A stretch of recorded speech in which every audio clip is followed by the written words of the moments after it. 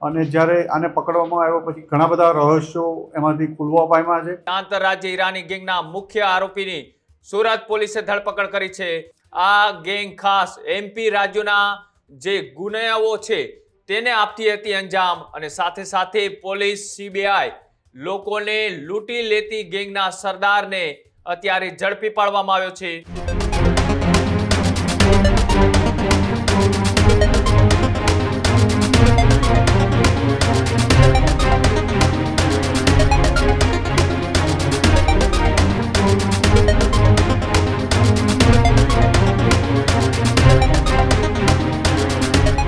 સમાચારોમાં આગળ વાત કરીએ સુરત પોલીસની, તો સુરત પોલીસને એક કુખ્યાત ઈરાની ગેંગના મુખ્ય ગેંગસ્ટરની ધરપકડ કરવામાં તેમને સફળતા મળી છે।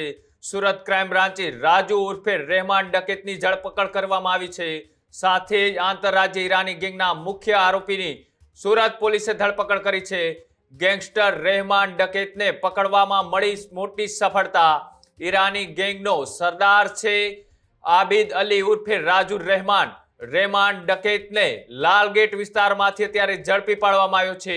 આ ગેંગ ખાસ એમપી રાજ્યોના જે ગુનાઓ છે તેને આપતી હતી અંજામ, અને સાથે સાથે પોલીસ સીબીઆઈ લોકોને લૂંટી લેતી ગેંગના સરદારને અત્યારે ઝડપી પાડવામાં આવ્યો છે।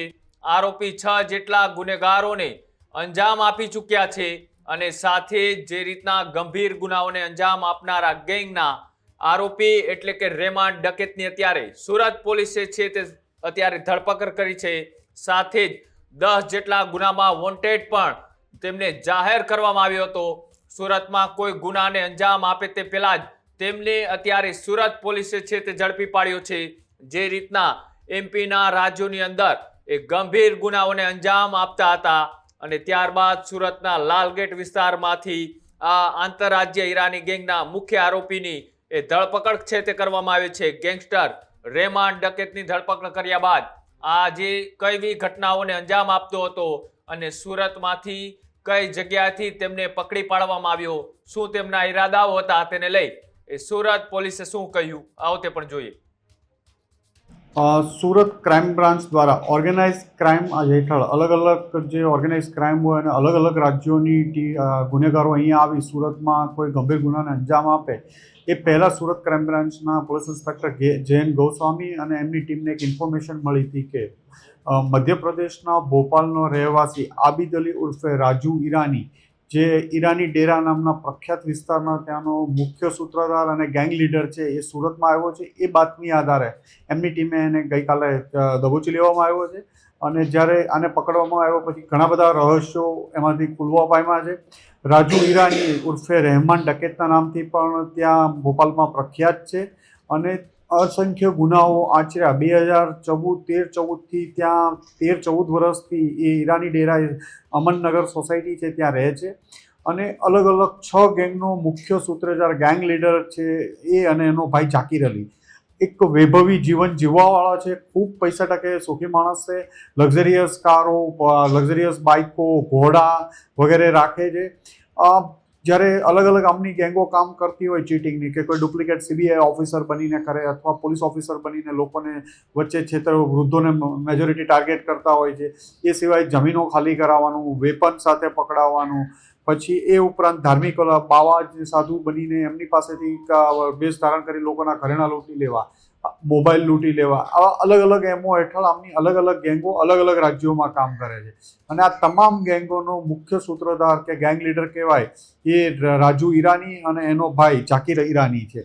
આ બંને ભાઈઓ જે અલગ અલગ ટીમો જાય એમાં 2 કે 3 માણસો આ એમઓથી કામ કરશે, બીજા 2 તરત જ મુદ્દામાલ સગે વગે કરવા માટે ત્યાંથી નીકળી જશે, અને એ ત્રીજાને પાસ કરશે। એવી રીતે ગેંગ જ્યારે પકડાશે ઓરિજિનલ તો પણ મુદ્દામાલ એમની પાસેથી ન મળે, અને જ્યારે પોલીસ આ લોકોને પકડવા માટે જાય તેઓ બાળકો અને સ્ત્રીઓને આગળ કરી પોલીસ ઉપર હુમલો કરવાનું, અને એના મુખ્ય સૂત્રધારો ત્યાંથી ફરાર થઈ જાય। રાજુ ઈરાની અગાઉ 10થી 12 ગુનાઓમાં પકડાઈ ચૂક્યો છે। અત્યારે 6થી વધુ ગુનાઓમાં વોન્ટેડની માહિતી છે, હજી પૂછપરછ ચાલુ છે। એમના વિરુદ્ધ એમનું જે રાજુ ઈરાનીનું 14 રાજ્યોમાં નેટવર્ક ફેલાયેલું છે, 6થી વધુ રાજ્યોમાં વોન્ટેડ છે, અને એક રાજ્યમાં ગુનો કરતા નામ ખુલે એટલે ત્યાંથી ભાગી બીજી જગ્યાએ જવાનું, લાસ્ટ ડિસેમ્બરના લાસ્ટ વીકમાં ભોપાલ પોલીસ દ્વારા 150થી વધુ પોલીસ દ્વારા કોમ્બિંગ કરવામાં આવ્યું હતા. ત્યાં 34થી વધુ પુરુષો, 10થી વધુ મહિલાઓને પકડવામાં આવ્યા. ત્યારે પણ રાજુ ઈરાની ત્યાંથી છટકી જવામાં સફળ થયો હતો. સ્ત્રીઓને એણે પોલીસ ઉપર હુમલો કર્યો હતો. અસંખ્ય બાઇકો પણ પોલીસે ત્યાંથી કબજે આમની પાસેથી લેવામાં આવ્યું હતું. આ ઉપરાંત એમને જ્યારે કોઈ પોલીસને ઇન્ફોર્મેશન એમની આપે છે તો એમના જ એક સાગરીત સાબિર અલીએ પોલીસને ઇન્ફોર્મેશન ત્યાંના એક માણસે આપી હતી. તો બંને ભાઈઓએ એમને ઘરમાં પૂરીને આખું ઘર સળગાવી દીધેલું. એ ગુનામાં પણ એ નાસ્તો ભરતો છે અને એના વિરુદ્ધ અસંખ્ય ગુનાઓ છે અને હાલમાં એની પૂછપરછ ચાલુ છે. સુરતમાં કોઈ ગુનાને અંજામ આપે એ પહેલા જ સુરત પોલીસ દ્વારા, સુરત ક્રાઇમ બ્રાન્ચ દ્વારા એને પકડી પાડવામાં આવે છે. સાહેબ, આને ક્યાંથી પકડવામાં આવ્યો અને રહેમાન દરકેટ કેમ કહેવામાં આવે છે? એની ત્યાં જે રહેમાન ત્યાં ઈરાની ડેરા છે એ વિસ્તાર લયારીને સાથે કદાચ બોલાને કનેક્ટ કરીને કરવામાં એનું નામ ત્યાં રહેમાન ડકેતના નામથી પણ લોકો એને ઓળખે છે. સાહેબ, કોઈ ફિલ્મ પાત્ર સાથે એને સરખાવવામાં આવે છે? ત્યાં ઈરાની ડેરામાં ખૂબ ફેમસ છે. અન્ય 6 રાજ્યોમાં તો હાલમાં 6થી વધુ રાજ્યોમાં વોન્ટેડ છે, 14 રાજ્યોમાં નેટવર્ક છે અને હવે તો એ ફિલ્ડમાં જે લૂંટધાડ કરવા, ચોરી કરવા નથી જતો, પણ છતાં પણ આ તમામ ગ્રુપો જે જાય છે એનો મેઇન ગેંગ લીડર એ રાજુ ઈરાની છે.